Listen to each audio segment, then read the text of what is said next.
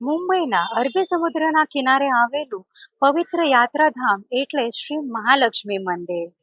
દરરોજ હજારો ભક્તો અહીં આવે છે અને પૂરી શ્રદ્ધા સાથે માતાજીના ચરણોમાં શીશ નમાવે છે.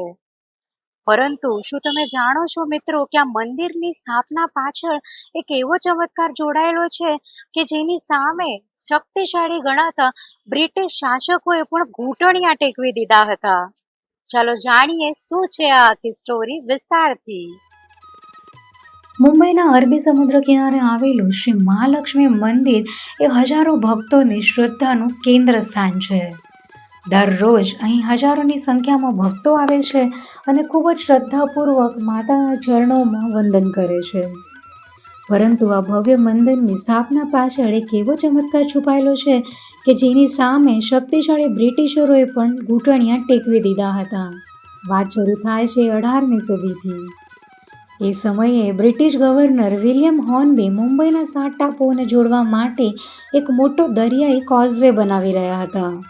પરંતુ સમુદ્ર એટલો બધો રૌદ્ર હતો કે દર વખતે કરવામાં આવેલું બાંધકામ પાણીમાં વહી જતું હતું. અનેક વખતના પ્રયત્નો બાદ પણ મળતી નિષ્ફળતાને કારણે એન્જિનિયર્સ પણ હિંમત હારી ગયા. પરંતુ એક સમયે એક એવી અલૌકિક ઘટના બની કે જેણે આખી સ્ટોરી બદલી નાખી. સ્થાનિક પૂજારીને સપનામાં માતા મહાલક્ષ્મીએ દર્શન આપ્યા અને દરિયાના મોજા નીચે છુપાયેલી મૂર્તિઓ વિશે જણાવ્યું. શોધખોળ કરતા સમુદ્રમાંથી ચમત્કારિક રીતે 3 મૂર્તિઓ મળી આવી, જેમાં માતા મહાલક્ષ્મી, મહાકાળી અને મહાસરસ્વતીની મૂર્તિનો સમાવેશ થતો હતો. બસ પછી તો પૂછવું શું, ત્યાં એક નાનકડું મંદિર બનાવવામાં આવ્યું અને માતાજીના પ્રતાપે જ ત્યારબાદ આ દરિયાઈ પ્રોજેક્ટ કોઈ પણ પ્રકારના વિઘ્ન વિના પૂરો થયો. વર્ષ 1831માં ધનવાન વેપારી ધાકજી દાસજીએ આ મંદિરનું ભવ્ય પુનર્નિર્માણ કરાવ્યું અને એવું કહેવાય છે કે ધન, શક્તિ અને જ્ઞાન આપતી આ ત્રિદેવીઓ આજે પણ મુંબઈની રક્ષા કરે છે. સો મિત્રો, આ વિડીયો તમને ગમ્યો હોય તો કમેન્ટ બોક્સમાં જય મહાલક્ષ્મીજી ચોક્કસથી લખજો.